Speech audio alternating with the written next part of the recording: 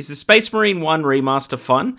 Turn the volume up, let's talk about it. Over a decade ago, the Space Marine franchise was kicked off on console. It was really, it didn't really get the takeoff I think Warhammer was hoping for, because Gears of War 3 came out roughly at the same time, so that got much more of the fan base. But overall, it was a pretty well loved game. I know my brother absolutely loved it, and it's just had a new coat of paint, and it's out now. It took a little bit to get this review out just because of Mind's Eye, because I had to play that as well, and that, boy howdy, was that a piece of dog shit. So this is probably going to fare a little bit better when you compare it to Mind's Eye. I'm coming at it at a different point of view. I think a lot of people might be a little bit disappointed in this game because it is just what it is. It's just a fresh coat of paint. That's all it is. There's some UI changes that, looking at some of the older footage, again, I never played the first one, I prefer those changes. I think people looking back go, I want it to be like it was back in the day, but I would say now I would rather look at what it is now than what it was.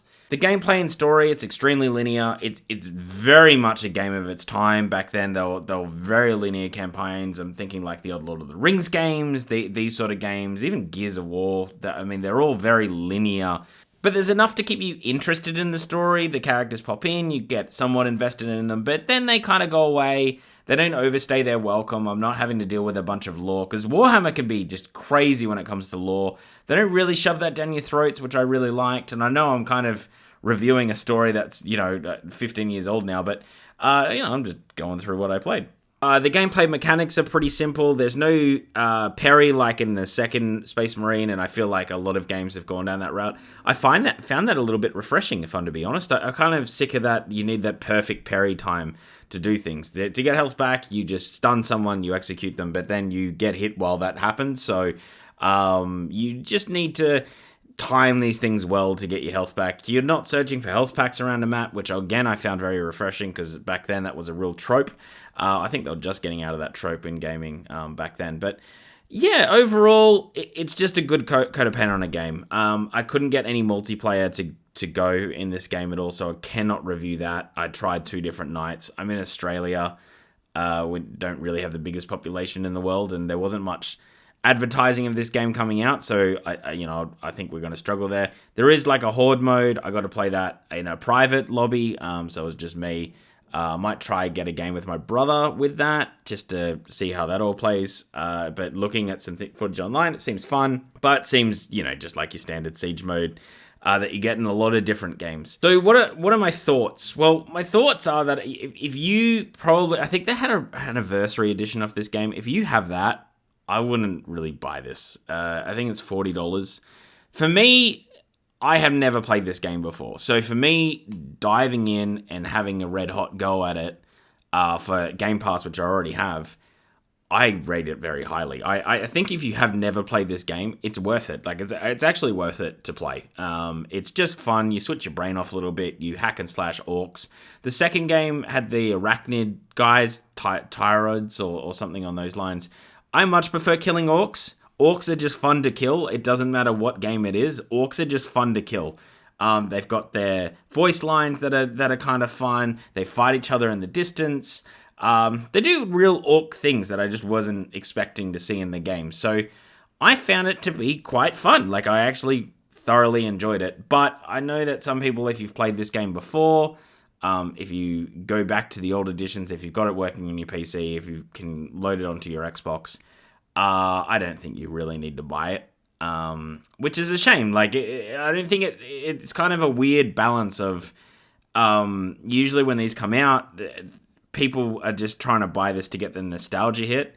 I feel like you won't get it from this game. You might for a little bits and pieces, but I think ultimately you'll get quite bored of it.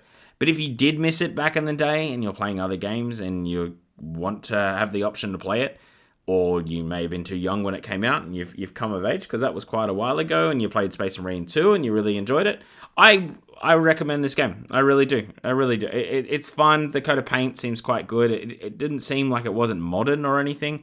Like I said, a lot of the gameplay can be quite simple, but I kind of enjoyed that. Like, some games get a bit too complex for no reason, and I was just happy that it was just a bit of a simple game, to be honest. You don't have to go around collecting a bunch of bullshit. There's no season passes. So grumpy old man here, kind of enjoyed that as a bit of a break. And yeah, like it's not the longest story in the world, but if you already have Game Pass or you don't, or you got $40 burning a hole in your wallet, yeah, buy this game. You'll get a lot of gameplay out of it. There's a lot to be done here. If you got a friend or two that's got it, you can play the Siege mode.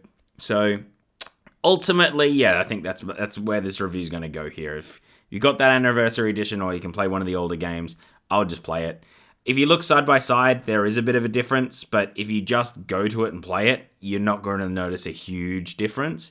So it's not like the Halo remakes or anything like that where you get a bunch of additional content. It's just that game with a fresh coat of paint. I think it has a mostly negative review right now, which I find to be pretty crazy. Like, I went through and had a blast playing it the whole time, so I'm a bit shocked that people are really disliking it. I don't know what people were expecting. I think people expect a lot to come from these remasters.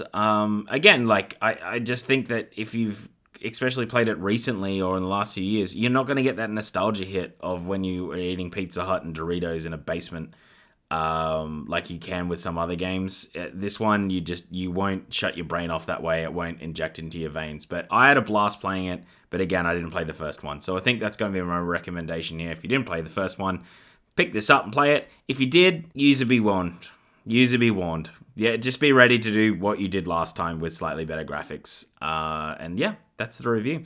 If you did like this review, hit the subscribe button, because that really does help us out. Hit like, because then the algorithm's algorithm, and we want them to algorithm.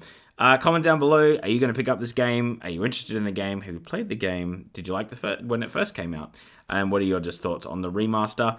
Anyway, I'm going to edit this up. I'm going to cut this up. Then I'm heading to the pub to watch the day 3 of the World Test Championship. That's going to be my plan. So I'm going to get a few beers and some sort of pub feed. I'm thinking like a schnitzel tonight. I don't want like a big pizza and just deal with that acid reflux. You know what I'm saying?